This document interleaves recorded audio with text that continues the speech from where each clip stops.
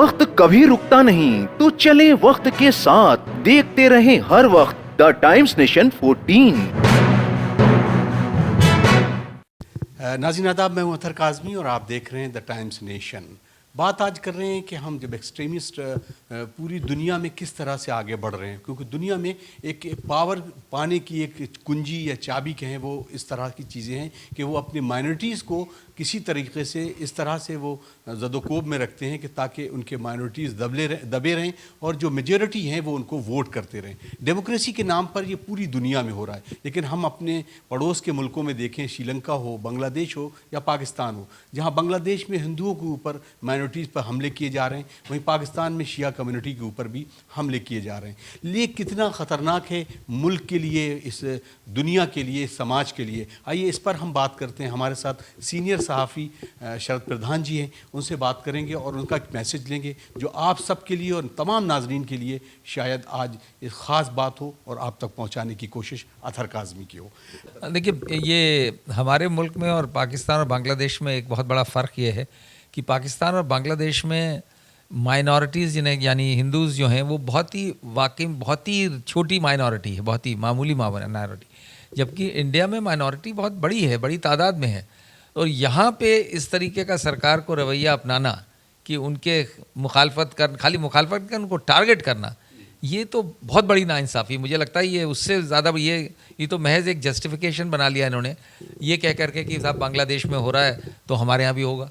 मतलब ये कहा कि ये कौन सा दस्तूर है कि अगर किसी मुल्क में कोई हिमाकत कर रहा है या बदमाशी कर रहा है तो उसको हम फॉलो करें। हम अच्छे मुल्कों से क्यों नहीं सीखते? जर्मनी में यहूदियों और क्रिश्चियंस का इतना बड़ा हिटलर ने क्रिएट किया और 60 लाख यूज़ को मार दिया, और उसके बाद आज तो वहाँ पे कोई इस तरीके का फसाद नहीं है। तो जब समय के साथ आदमी ग्रो करता है वहाँ पे, तो इसलिए मुझे एतराज़ है जो प्रेजेंट सरकार है और आरएसएस, इन लोगों का जो नज़रिया है और रवैया है कि पूरा बस मुस्लिम्स को क्रश कर दो। ये तो 21वीं शताब्दी में नहीं सोचा था किसी ने। सर एक सवाल ये भी है कि जिस तरह से धार्मिक स्थलों पर एक तरह की टारगेट है कि वहाँ पर अब निकलने वाली जितनी भी शोभा यात्राएं होती हैं वो उस तरफ से निकलती हैं कि जहाँ पर धार्मिक मस्जिद हो, दरगाहें हों या इस तरह के इमामबाड़े हों, और फिर वहाँ पर इस तरह की बातें करना कि जिससे कहीं ना कहीं मॉब भड़के और फिर एक दूसरे पर एक दंगा फसाद हो। सरकार की तरफ से पहले ये होता था कि अपील जारी की जाती थी कि आप लोग सही से रहें, लेकिन अभी इस तरह से कोई देखने को नहीं मिला। तो इसको आप किस नज़रिए से देखिए, ये तो एक बिल्कुल, जब मैंने बताया ना, जब आपकी मानसिकता ये हो जाए, जहनियत ये हो जाए कि हमें एक पर्टिकुलर कम्युनिटी को क्रश करना है, उसको दबाना है, उसको हर चीज़ के लिए इल्ज़ाम दें। मौसम भी ख़राब हो तो मुसलमान ज़िम्मेदार है, आग लग जाए तो मुसलमान ज़िम्मेदार है, तूफ़ान आ जाए तो मुसलमान ज़िम्मेदार है। मतलब इस तरीके का, ये तो हमने ख्वाब में भी नहीं सोचा था कि इस तरीके का इंडिया बन रहा है। उन लोगों ने भी नहीं सोचा होगा जब इंडिया बना था, यानी कि 1947 में जब पार्टीशन हुआ तब ये समझ में आता है। तब ये टेंशन्स थे, हिंदू मुस्लिम के बीच में टेंशन होना लाजमी था, कंट्री का पार्टीशन हुआ था। लेकिन आज की डेट में ये कहाँ की सोच है कि हम वापस मुल्क को ले जाएं 1947 में। तो आज जो कर रहे हैं ये तो बिल्कुल वो कर दे रहे हैं जो कि एक प्रोग्रेसिव कंट्री दुनिया में कोई नहीं सोच नहीं सकती इस तरीके से। ये ठीक है, आपने कहा पाकिस्तान में हो रहा है, लेकिन पाकिस्तान में तो शियास के खिलाफ भी होता है, वो भी माइनॉरिटी में है, और हिंदू से ज़्यादा हैं, लेकिन वहाँ इतनी कम आपको हार्डली केसेस सुनने में आएंगे उसके, और उनकी कोई ना तो उनकी कोई, लेकिन उससे कंपैरिजन नहीं कर सकते हम। वो तो एक, अगर उनके यहाँ एक बुरी प्रथा चल रही है कि सर वो टारगेट करो, तो हमें तो अच्छी चीज़ें सीखनी चाहिए ना। सर वो सत्ता तक तो पहुंच रहे हैं और ये कहा भी जाता कि इलेक्शन दर इलेक्शन वो इलेक्शन जीत रहे हैं, तो कहीं ना कहीं आवाम के अंदर भी तो ये चीज़ है कि हम उन्हें जिता के पहुंचा रहे हैं। बिल्कुल, ये जहर जब बोया जा रहा है, इसका बड़े बुरे नतीजे होंगे। ये जहर भर दिया है, और अफसोस इस बात का है कि ज़्यादातर जो पढ़े लिखे लोग हैं हिंदुस्तान में, हिंदूस, उनके दिमाग में जहर ज़्यादा बैठ गया है। ये सबसे ज़्यादा अफसोस की बात है, क्योंकि जो ऑर्डिनरी आदमी, कॉमन आदमी है, अनपढ़ आदमी है, सड़क छाप जिसे कहते हैं, उसमें उसकी ये जहनियत नहीं है वो कभी कहीं कहीं हो जाता है, लेकिन ज़्यादातर अभी भी ये कोशिश कर रहे हैं, उनमें भी ये जहर भरना, गांव गांव में पहुंचा रहे हैं, क्योंकि इनको सत्ता चाहिए, इनको कोई इससे मतलब नहीं है, मज़हब से मुझे नहीं लगता कि इनको, ये कोई बड़े मजहबी लोग हैं इसलिए कर रहे हैं कि जैसे किसी ज़माने में होता था कि मज़हब के लड़ाई के बूते पे लड़ाई होती थी।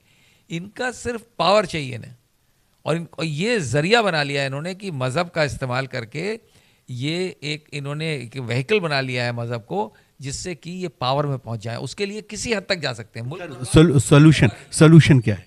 सोल्यूशन ये है कि लोगों को जगना पड़ेगा, हिंदूज़ को जगना पड़ेगा, क्योंकि ये जहाँ तक मुस्लिम्स का सवाल है, मुझे लगता है कि वो बहुत बर्दाश्त कर रहे हैं, और एक लिमिट होती है बर्दाश्त की। ये हमारे लोगों को ये समझना पड़ेगा कि एक हद तक आदमी, आप उसको जैसे अंग्रेजी में कहते हैं ड्राइव अगेंस्ट द वॉल, तो आप जब बिल्कुल जब इस स्टेज में आ जाएंगे कि भाई अब हमें मरना है, तो फिर आदमी मारेगा, फिर असली दंगे तब होंगे। अभी ये टारगेटेड आप अटैक्स कर रहे हैं, ये अच्छी बात नहीं है, लोगों को समझना पड़ेगा, और लोगों को ये समझना पड़ेगा भाई ये मुल्क किसी एक का नहीं है। अब जैसे ये आपने कहा है, बड़ा अच्छा आपने मसला उठाया, ये जो प्लेसेस ऑफ वर्शिप वाला, अब हर मस्जिद के नीचे वो मंदिर ढूंढ रहे हैं। पहली चीज़ ये है कि आपके जो एक हिस्टोरिकल फैक्ट है कि ठीक है, ये तो कॉन्करर्स जो होते थे, जो भी आता था किसी भी मुल्क में, पूरे वर्ल्ड की हिस्ट्री है ये, तो सबसे पहले वो उनके रिलीजियस प्लेसेस को कब्जा करता था, जिससे उससे कब्जा, उसका एक डिस्प्ले होता है, मैनिफेस्टेशन होता है कि हाँ हम जो है काबिज हो गए इस मुल्क पे। तो ये सब करते थे, उसमें कोई वो नहीं। लेकिन क्या हिस्ट्री को किसी ने बदला, पलटा? कोई करता है किसी दुनिया में, किसी पढ़े लिखे समाज में, प्रोग्रेसिव कंट्री में कहीं कोई करता है? अगर यही करना है तो फिर तो हमारा सवाल ये है इन रैबिड हिंदूज से, ये जो ये करा रहे हैं, कि भाई फिर इससे पहले ज़रा, इससे पहले भी जाओ, क्योंकि ओरिजिनल तो है नहीं। इससे पहले बुद्धिस्ट के मंदिर थे, वो हिंदुओं ने तोड़े। ये लोग इसको नहीं सवाल उठाते, हिस्टोरिकल फैक्ट है, इसमें कोई एग्जैजरेशन या गलत नहीं बता रहा हूँ, ये हिस्ट्री में है। हिंदूज़ ने, शंकराचार्य ने, जब उनको लगा कि जब हमारा ये धर्म ख़त्म हो रहा है, क्योंकि बुद्धिस्ट बड़ी तादाद में, आप देखिए ना इस पूरी बेल्ट में सिर्फ इंडिया है और ये सब कॉन्टिनेंट है जहाँ बुद्धिज़्म नहीं है। इंडिया, पाकिस्तान, बांग्लादेश, ये सब तो एक थे, बाकी भरा पड़ा है बुद्धिज़्म। तो वो जो है उनको इन्होंने तोड़ तोड़ के उनके मंदिरों को, तो फिर आप उनको भी दो, उनको वापस करो, उससे और पीछे चले जाइए। फिर आप चले आइए डायनासोर की स्टेज पे भी, बड़े 2-4 रोज़ पहले एक बड़ा अच्छा कार्टून सर्कुलेट हुआ था कि डायनासोर आके जज से कह रही है कि साहब भाई हमारे यहाँ भी ज़रा सर्वे करा दीजिए, हमारी ज़मीन कौन सी है, क्योंकि डायनासोर ही होती थी इस ज़मीन पे, पूरी पृथ्वी पे, अर्थ में। ये कोई तरीका है? आप खोदते रहिए, पूरा मुल्क खोद डालिए, खोदते रहिए, जहाँ भी आप ढूंढेंगे उसके पीछे कुछ और भी मिल जाएगा।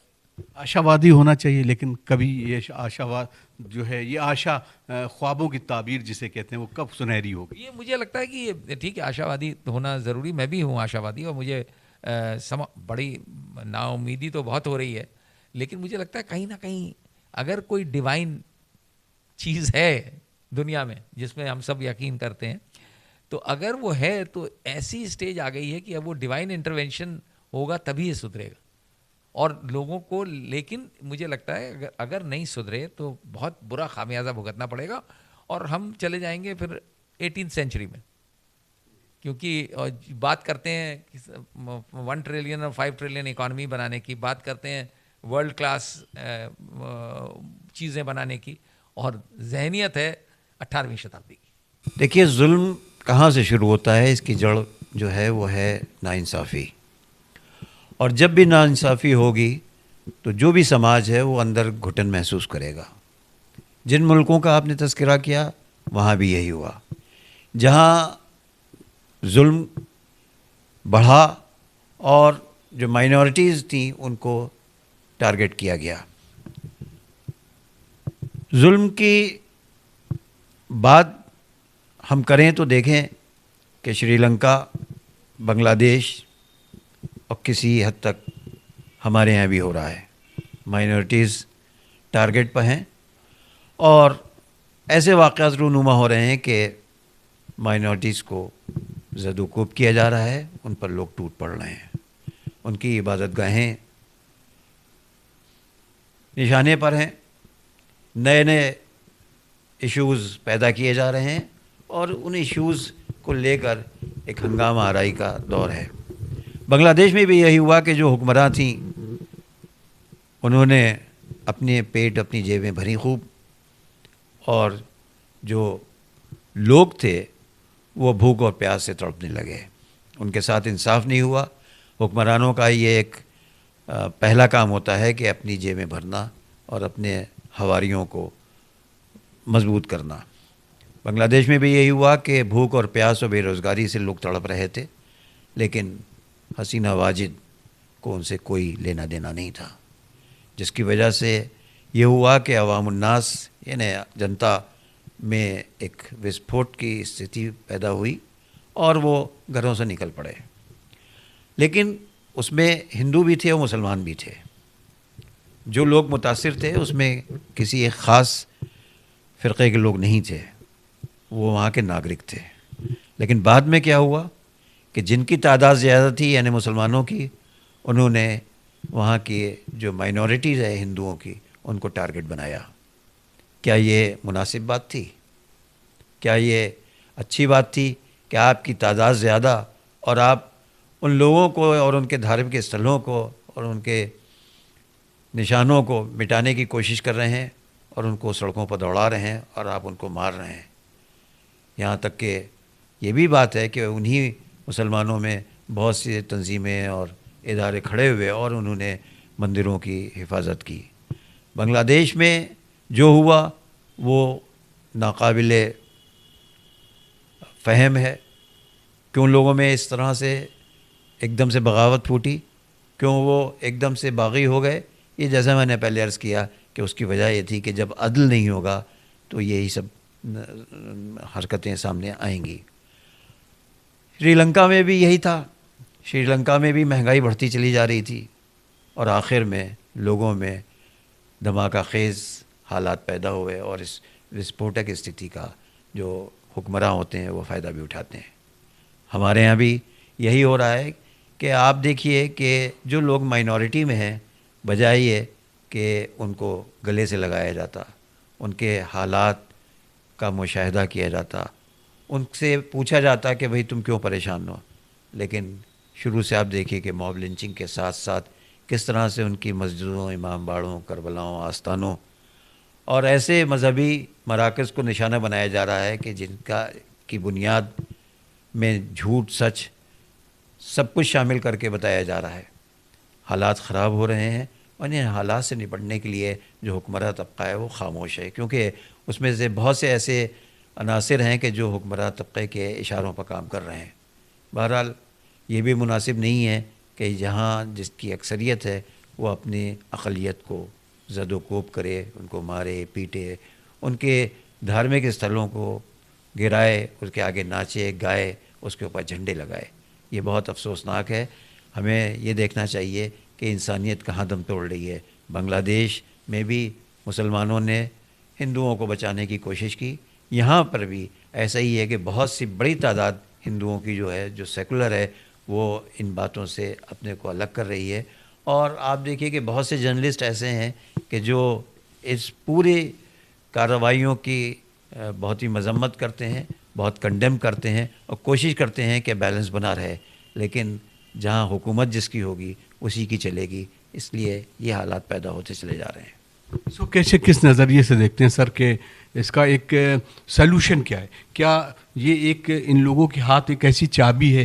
पूरी दुनिया में आप देखें, आप चाहे वो यूरोप हो, अमेरिका हो, जहाँ पे एक्सट्रीमिस्ट हैं, अपने आप में एक्सट्रीमिस्ट होना भी बुरी बात नहीं, अपने मज़हब को मानना, लेकिन दूसरे मज़हब पर टारगेट करना, और इस तरह के लोग जीत की भी आ रहे हैं। और वो जो लोकतंत्र है जिसे हम डेमोक्रेसी कहते हैं, वहाँ पर वोट के इस अधिकार का जो है एक गलत तरीके से फ़ायदा उठाया जा रहा है। इसको का सलूशन क्या होगा? देखिए, इसका सलूशन तो ये है लोगों में अवेयरनेस और बेदारी पैदा हो।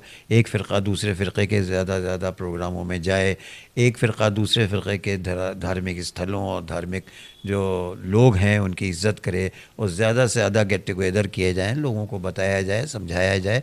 इससे लड़ने से कुछ नहीं होगा, क्योंकि जो ये होता है आपका टेररिज्म होता है, इसका जवाब टेररिज्म नहीं है। इसका जवाब है आप सच्ची बात सबको समझाएं, बैठाएं, बताएं, अपनी परेशानियां भी बताएं और दूसरे की परेशानियां भी समझें।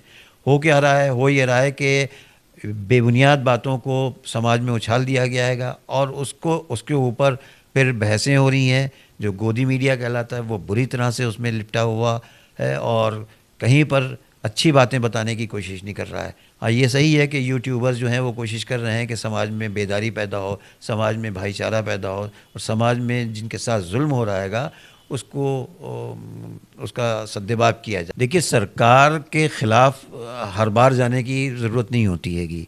कहीं पर आप उसको चौकन्ना करते हैं सरकार को कि भाई देखिए आपकी हुक्मरानी में ये हो रहा है। वहाँ ये भी नहीं होता। वहाँ जो एंकर है वो ख़ुद पार्टी बन जाता है और वो ख़ुद जो जिस तरह के जुल्म और ज़्यादतियाँ सड़कों पर या महलों या टोलों में हो रही हैंगी उसमें वो पार्टी बन जाता है और इस तरह के आग लगाने वाले सवालात करता है और फैलाता है कि जिससे बजाय मामलात दबने के और उभरने का काम करते हैं। सूरत हाल ये है कि एक तबका जो है जिसको गोदी मीडिया ये केटर कर रहा हैगा उसको ये सब चीज़ें पसंद भी बहुत हैं। लेकिन ये बात सही है अपनी जगह पर कि कुछ चैनलों की मजबूरियां भी होती हैंगी और मजबूरियां सबसे ज़्यादा टीआरपी की होती हैं या जो जालिम हुक्मरान होते हैं वो उनको किस तरह से टैकल करते हैं इसकी भी होती हैंगी। आम तौर से हम ये समझते हैं कि रिपोर्टर या कॉरेस्पॉन्डेंट जो है उसका ये काम होता है, लेकिन वो भी मजबूर होता है क्योंकि इस दौर में नौकरियां भी बड़ी मुश्किल से होती हैं। लेकिन बहुत से लोग बहुत खुददार और नाक वाले थे, उन्हीं ने इन चीज़ों का मुकाबला किया और उन्होंने यूट्यूबर बनना बेहतर समझा। उन्होंने अपनी नौकरियों को लात मारी और वो नहीं माने कि वो अपने मालिकों को या अपने जो भगवा ब्रिगेड है उसका कहना माने। और यही इसी वजह से बहुत से लोग कामयाब हुए और बहुत से चैनल चल रहे हैं और जिनकी आप देखिए व्यूअरशिप जो है 2-2 3-3 घंटे में 1.5 2-2 3-3 लाख हो जाती हैगी। बहुत ये अच्छा एक ट्रेंड हैगा कि समाज को यूट्यूबर्स के ज़रिए समझाया जाए। अब ये है कि उसकी वो इतनी रीच अभी उतनी नहीं हुई है जितनी टेलीविज़न की थी, लेकिन एक दिन आएगा कि टेलीविज़न वगैरह जो है वो भी ख़त्म हो जाएगा और यही यूट्यूब ही चलेगा। देखिए, मुझे लगता है कि ये वो दौर है जिसमें पूरा जो दक्षिणपंथी है वो मजबूत हो रहा है। अमेरिका में जिस तरह से डोनाल्ड ट्रंप फिर से रिपीट हुए हैं इस बार, वहाँ पे वो खुलेआम वाइट की बात करते रहे हैं, चुनाव जीते हैं। अच्छा, फिर से कर लूँ। अमेरिका में डोनाल्ड ट्रंप फिर से चुनाव जीत करके आए हैं, घोषित रूप से वाइट की बात करते हैं। बांग्लादेश में जो हालात हैं, म्यांमार में जो हालात हैं, श्रीलंका में जो हुआ, भारत में जो हो रहा है, और हालांकि हो तो बहुत पहले से रहा है 90 के दशक से, लेकिन अब लगता है कि बहुत एक्सट्रीम पर है। खुलेआम जय श्री राम के नारे लगा करके डीजे बजा करके मस्जिदों के सामने से गुजरना, भगवा लहरा देना, मार देना, लिंचिंग के दौर से हम लोग गुजर चुके हैं। ये पूरे दुनिया के लिए बहुत भयावह है। लेकिन मुझे लगता है कि इस दौर से गुजरना ही है। अब तो ऐसा लगता है कई बार कि जब अमेरिका उस पर फंसा हुआ है तो फिर भारत की क्या है। अल्पसंख्यकों को लेकर जो आपने कहा डेमोक्रेसी का ये जो नकारात्मक खेल है कि उसमें सब बहुसंख्यकवाद ही चलेगा, उसका कहीं ना कहीं लोग फ़ायदा उठा रहे हैं जो मूल रूप से डेमोक्रेसी को नहीं पसंद करते हैं। वो इसके जरिए सत्ता में पहुंचना चाहते हैं और माइनॉरिटी को दबाना चाहते हैं, माइनॉरिटी को कुचलना चाहते हैं। मुझे लगता है कि एक बार फिर से वही हिटलर और मुसोलिनी वाला दौर आ रहा है और ये बहुत चैलेंजिंग है पूरी दुनिया के लिए। पूंजीवाद का जिस तरह से असर बढ़ रहा है तो वो खूनी खेल चल रहा है। लेकिन भारत जिस तरह से घिरा हुआ है बांग्लादेश से, पाकिस्तान से, श्रीलंका से, और यहाँ के जो हालात हैं, खुद भारत के जो घरेलू हालात हैं, वो निश्चित रूप से अल्पसंख्यकों के लिए ही नहीं बल्कि इस देश के उन लोगों के लिए भी जो अपने आप को बहुसंख्यक कहते हैं। हालांकि मैं इस देश में किसी को बहुसंख्यक मानता ही नहीं हूँ। मेरा मानना ये है कि ये देश अल्पसंख्यकों का समुच्चय है, क्योंकि इसमें जो हिंदू अपने आप को कह रहा है वो हिंदू की कोई उस तरह की पहचान नहीं है। हिंदू में दलित है, हिंदू में ओबीसी है, हिंदू में आदिवासी है, तो ये अल्पसंख्यक हैं और इनका ही समुच्चय एक तरह से भारत के रूप में बनता है, वो एक हिंदू के रूप में बनता है। तो इस लिहाज से कोई माइनॉरिटी नहीं है। लेकिन बहुसंख्यकवाद की पॉलिटिक्स करके जो खेल हो रहा है वो निश्चित रूप से भयावह है और सिर्फ मुस्लिम के लिए नहीं, सिर्फ ईसाइयों के लिए नहीं, बल्कि उससे ज़्यादा कहीं भयावह दलितों के लिए है, महिलाओं के लिए है। जो घोषित तौर पर हिंदू राष्ट्र बनाने का ऐलान किया जा रहा है, मुझे तो आश्चर्य होता है कि वो आदमी सुरक्षित कैसे है। उस आदमी को जेल में क्यों नहीं भेजा जा रहा है? अभी आज कोई अगर मुस्लिम राष्ट्र की बात कर दे इस देश को तो क्या होगा? कोई दलितिस्तान की बात कर दे तो उसके साथ क्या होगा? कोई सिखिस्तान की बात कर दे तो क्या होगा? तो ये जो चल रहा है और सत्ता के इशारे पर चल रहा है वो थोड़ा सा चिंता में डालता है। लेकिन मैं फिर भी ये मानता हूँ कि ये मुसलमानों से भी ज़्यादा भयावह दलितों, महिलाओं के लिए है, ओबीसी के लिए है, आदिवासियों के लिए है। ये पॉपुलरिटी का नया तरीका आ गया है। लोग बहुत जल्दी पॉपुलर हो जाते हैं, आगे बढ़ जाते हैं, सत्ता में भी आ जाते हैं और काबिज भी हो जाते हैं सत्ता में। लेकिन मैंने देखा जहाँ जहाँ भी एक्सट्रीमिस्ट व्यूज़ आए हैं, जहाँ भी एक्सट्रीमिस्ट सरकारें आई हैं, वो सत्ता में तो आ गई लेकिन उन्होंने जनता के लिए, जिन आवाम के लिए, अपने लोगों के लिए कुछ कर नहीं पाई हैं और बाकी लोगों की चीज़ों में और परेशानियाँ पैदा करी हैं और वहाँ के सोशल स्ट्रक्चर को डिस्ट्रॉय किया है।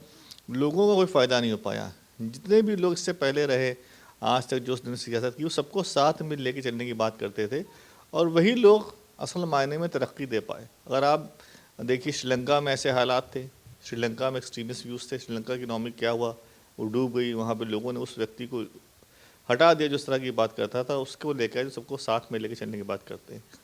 आप देखिए अफ़गानिस्तान में क्या हुआ, एक्सट्रीमिस्ट आए, उन्होंने अफ़गानिस्तान की अर्थव्यवस्था को बर्बाद कर दिया। अब वहाँ जब से तालिबान ये ऐसे आए जो सबको साथ में लेके चलने की बात कर रहे हैं, वहाँ चीज़ें सही हो रही हैं। जहाँ जहाँ भी मुल्कों में जहाँ सबको साथ, चाहे वो आपका न्यूजीलैंड हो, ऑस्ट्रेलिया हो, इंग्लैंड हो, बेल्जियम हो, जर्मनी, फ्रांस हो, जापान हो, जहाँ सबको लेके चलने की बात हो रही है। इवन मिडिल ईस्ट में जो कंट्रीज़ हैं जो सबको लेके साथ चल रही हैं, भले ही मुस्लिम कंट्रीज़ हैं, वो तरक्की कर रही हैं, आगे बढ़ रही हैं और नए नए चीज़ें बना रही हैं इंसानियत सहूलियतों के लिए। टूरिज़्म को डेवलप कर रही हैं, बिल्डिंग्स को बना रही हैं, उनकी करेंसी ग्रो कर रही है, वहाँ लोगों को नौकरियाँ मिल रही हैं, उनकी लाइफस्टाइल अच्छी हो रही है।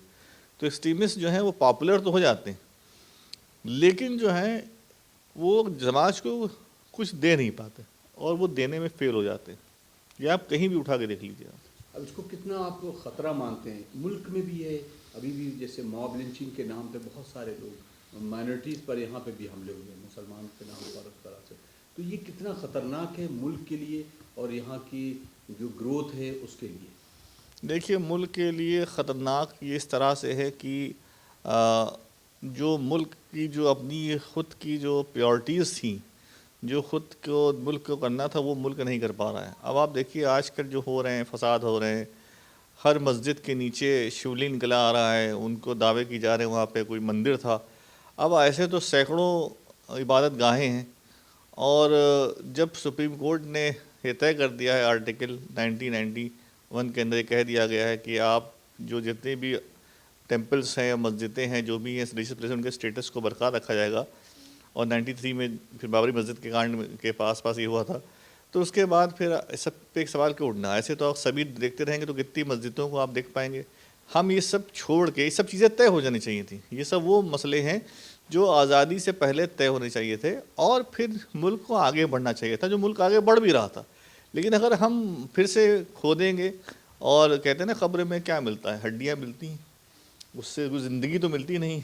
इतिहास इज़ अ डेड वुड, इतिहास में जाएंगे आपको वहाँ मुर्दे मिलेंगे, वहाँ ज़िंदगी तो कुछ मिलेगी नहीं, जिंदा चीज़ें तो मिलेंगी नहीं, तो वहाँ कुछ पॉजिटिव नहीं मिलता। फ्यूचर जो है वो आगे देखने से मिलेगा। जब आप आगे देखेंगे, आपके से अच्छे मुल्क, हिंदुस्तान ही सिर्फ एक मुल्क नहीं, दुनिया में 200 और मुल्क भी हैं। 200 और मुल्क भी रोज़मर्रा की परेशानियों से जूझ रहे हैं, उनको सामने परेशानी आती है। तो उन्होंने उस परेशानियों से कैसे निकला और कैसे अपने लोगों को अच्छी चीज़ें दी, ये देखना ज़रूरी है। सोल्यूशन कैसे देखते हैं, इसका सोल्यूशन क्या है, कैसे देखते हैं कि आज भी एक्सट्रीमिस्ट हर तरफ है, चाहे वो मुस्लिम्स में हो, हिंदुज़म में हो या दूसरे किसी भी उसमें हो, क्रिश्चियनिटी में हो, ज्यूस में हो, सब जगह मिलते हैं। तो हिंदुस्तान का जो एक आइन है या हिंदुस्तान के अंदर जो बहुत सारी गंगा जमनी तहजीब का एक बड़ा अच्छा देखने में मिलता था, वो चीज़ें भी कम हो रही। तो उसका सलूशन आप कैसे तलाशते हैं और आपकी पार्टी कैसे उसको देखती है? देखिए मैं तो हमेशा ये कहता हूँ कि रिलीजन एक बहुत अच्छी चीज़ है। किसी को रिलीजन से कोई परहेज़ नहीं है, कोई गुरेज नहीं, कोई परेशानी नहीं है।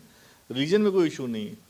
प्रॉब्लम ये हो रही है कि हम लोग, जो लोग पॉलिटिकली रिलीजन को इस्तेमाल कर रहे हैं, उन लोगों और रिलीजन को फ़र्क नहीं कर पा रहे हैं। आज भी जो परेशानी हो रही है सबसे ज़्यादा कि हिंदू मुसलमान, और हिंदू मुसलमान देश में है नहीं, एक्सट्रीमिस्ट के इशूज़ हैं। जो एक्सट्रीमिस्ट हिंदूज़ हैं वो और जो एक्सट्रीमिस्ट मुस्लिम हैं वो आपस में लड़ रहे हैं, जिसमें पूरा समाज, पूरा तंत्र पिस रहा है। और जो लोग मॉडरेट व्यू रखते हैं, जो सबको साथ में लेके चलने चाहते हैं, उनको वो मीडिया में जगह नहीं मिल पाती है, उनकी बात को रखा नहीं आता, उनकी बात को दबा दिया जाता है। जो पहले मीडिया में रहते थे, बात करते थे, लोग समझाते थे, अब वो फैशन नहीं है, फैशन बदल गया है। जो फैशन बदल गया है तो उसमें हो रहा है कि समाज को नुकसान हो रहा है, समाज का ताना बाना छिन भिन हो रहा है और लोगों को अपनी जो है नौकरियां नहीं मिल रही। आप देखिए आज कई अमर उजाला में है कि बच्चे जो हैं वो आजकल वीडियो गेम में लगे हुए हैं, वीडियो गेम में जुए में हारे जा रहे हैं। कितने बच्चों ने सुसाइड कर ली, आज के पेपर में अमर उजाला में है 4 बार बच्चों ने सुसाइड कर ली क्योंकि उनको वीडियो गेम खेलने से रोका जा रहा था। उन्होंने माँ बाप के सारे पैसे खर्चा कर दिए थे। आए दिन न्यूज़पेपर में 6-7 खबरें आपको लोकल पेपर में सुसाइड की मिलेगी। युवा जो है नाकामयाब हो रहा है, सुसाइड कर रहा है। क्यों? क्योंकि ये जो एक्सट्रीमिस्ट आ गए, ये बातें तो बड़ी कर रहे हैं लेकिन लोगों को ज़िंदगी, बेहतर ज़िंदगी के सोल्यूशन नहीं दे पा रहे। जो देना बहुत ज़रूरी है। हर इंसान को नौकरी चाहिए, हर इंसान को अच्छा जीवन चाहिए। नौकरी भी तभी अच्छी होगी, जीवन तभी अच्छा होगा जब आपको वो फैसिलिटीज़, सहूलियत मिलेंगी। जब आपके घर में लाइट आएगी, पंखा लगा होगा, घर में फ्रिज होगा, टीवी होगा, बच्चे स्कूल जा रहे होंगे, एक अच्छा इन्वायरमेंट होगा, तभी ये तरक्की होगी, तभी ये समाज आगे बढ़ेगा। जो नहीं हो पा रही, एक्सट्रीमिस्ट नहीं कर पा रहे हैं उसको। एक्सट्रीमिस्ट जो होते हैं वो बहुत मीन होते हैं, वो सिर्फ अपने बारे में सोचते हैं। क्या अपना तारुफ दे दीजिए। मेरा नाम सैयद मोहम्मद तकी है और मैं आम आदमी पार्टी का प्रदेश प्रवक्ता हूँ और बुद्धिजीवी प्रकोष्ठ का भी मैं प्रदेश का वरिष्ठ उपाध्यक्ष हूँ। बहुत शुक्रिया। एक मैं आपसे वो करना चाह रहा था, वो इसीलिए सवाल मैंने किया था। एक बार वो फिर से कर लेता हूँ। हाँ हाँ, कोई मसला नहीं, ऑन है सर, ऑन है, ठीक है। एक प्रवक्ता होने के नाते पार्टी की एक आप अहम पोस्ट है और वो क्योंकि आप पार्टी की लाइन पे चल के जो कहेंगे, जो हमारा संविधान है, जिससे मैंने अब सवाल किया कि एक्सट्रीमिस्ट वाली बात है, तो हम अपने मुल्क में कैसे संविधान को भी बचाए रखें और अपना रिलीजन, अपनी अकायद को भी बचा के रखें, वो कैसे हो सकता है? देखिए, एक्सट्रीमिस्ट होने में कोई बुराई नहीं है। फिर कहता हूँ, अगर आप अपने धर्म को लेकर एक्सट्रीम व्यूज़ रखते हैं तो उसमें कोई बुराई नहीं है, आप और प्योर बन रहे हैं, चाह रहे हैं। लेकिन जब आपके एक्सट्रीमिज्म में ये आता नहीं, आप अपने मुल्क, अपने मज़हब को कम मोहब्बत करें, दूसरे के मज़हब को ज़्यादा बुरा कहें, उसके ज़्यादा बुराई करें या उसको ज़्यादा अब्यूज़ करें, तब वो एक्सट्रीमिस्ट ख़राब होता है। अगर मैं एक्सट्रीमिस्ट हूँ अपने मज़हब को लेके, तो मैं 5 वक्त नमाज़ पढ़ रहा हूँ, कुरान शरीफ पढ़ रहा हूँ, अल्लाह की इबादत कर रहा हूँ, नेक राह पे चलने की कोशिश कर रहा हूँ और ईमानदार हूँ, तो इसमें बुराई क्या है? लेकिन मैं एक्सट्रीमिस्ट हूँ क्योंकि मैं दूसरे के मज़हब को बुराई कर रहा हूँ, दूसरे के जुलूस पे पत्थर मार रहा हूँ, दूसरे को बुराई कर रहा हूँ, उसको मानने की बात करता हूँ, तो ये गलत है। दूसरी बात है कि मैं सबसे कहना चाहता हूँ हमेशा कि मज़हब में कोई परेशानी नहीं, मज़हब बहुत अच्छी चीज़ है। और ख़ास तौर से आपके न्यूज़ चैनल के ज़रिए मैं हिंदुस्तान के तमाम मुसलमानों को एक संदेश देना चाहता हूँ कि हमारे हाथ में कुरान भी है और संविधान भी है और हमें दोनों को साथ में लेके चलना है। कुरान हम कहता है कि जिस मुल्क में हो उस मुल्क के आइन को फॉलो करो, उसकी इज़्ज़त करो, और जो संविधान है वो कहता है कि अपने मज़हब के साथ साथ सभी मज़हब की इज़्ज़त करो। तो दोनों एक दूसरे के साथ ही हैं, दोनों एक दूसरे की ही वकालत कर रहे हैं। तो हमारे एक हाथ में कुरान है, एक हाथ में संविधान है और हमें दोनों को साथ लेके चलना है। बिना संविधान के हम कुरान को फॉलो नहीं कर सकते, बिना कुरान के संविधान को फॉलो नहीं कर सकते। तो ये दोनों चीज़ें हाथ में अगर हैं तो आप एक बहुत अच्छे नागरिक बन सकते हैं अपने देश के। यही नहीं, अगर आपके हाथ में भगवद गीता है, आपके हाथ में रामायण है, आपके हाथ में उपनिषद है, ये सब भी अच्छी तालीम देते हैं। कोई मज़हब जो है बुरा बनने की तालीम नहीं देता। भगवद गीता में भी भगवान कृष्ण ने कहा है कि आप जो है जो जीवन में मोह माया है उसको त्याग करिए, वस्तुओं से प्यार ना करिए, लोगों से प्यार करिए, इंसानों से प्यार करिए, अपने कर्तव्य पे मार चलिए और वस्तुओं को जो है भौतिकता को त्याग दीजिए। ये भगवद गीता में भगवान श्री कृष्ण ने कहा है कई बार, तो इसमें बहुत अच्छी बात कही गई है। तो अगर आप किसी एक रिलीजन को मार रहे हैं और उसमें एक्सट्रीम है आप, तो मुझे आपसे कोई गरज नहीं, मैं आपकी इज़्ज़त करूँगा, लेकिन आप उसमें एक्सट्रीम हो ना। एक्सट्रीम होने का मतलब नहीं कि मैं हिंदू हूँ तो मुसलमानों को सुबह शाम गालियाँ दूंगा, या मैं मुसलमान हूँ तो हिंदू धर्म की बुराई करूँगा। ये एक्सट्रीमिस्ट नहीं है, ये तो आप अपने ही मज़हब को नुकसान पहुँचा रहे हैं। उम्मीद करते हैं कि न सिर्फ हमारे मुल्क में बल्कि बैरूनी मुल्क में जहाँ जहाँ तशद्दुद की ये वाक़यात होते हैं उसमें कमी आएगी और सरकारें इस बात ज़रूर तवज्जो देंगी। ख़ास जो बात थी इस पर यह है कि हम सारे मीडिया वालों को, ख़ास तौर से सहाफ़ियों को अपनी ज़िम्मेदारी बखूबी निभाना चाहिए। आप देख रहे थे द टाइम्स नेशन। अपने मेज़बान अतहर काज़मी को इजाज़त दीजिए। देखते रहें हर वक्त द टाइम्स नेशन 14।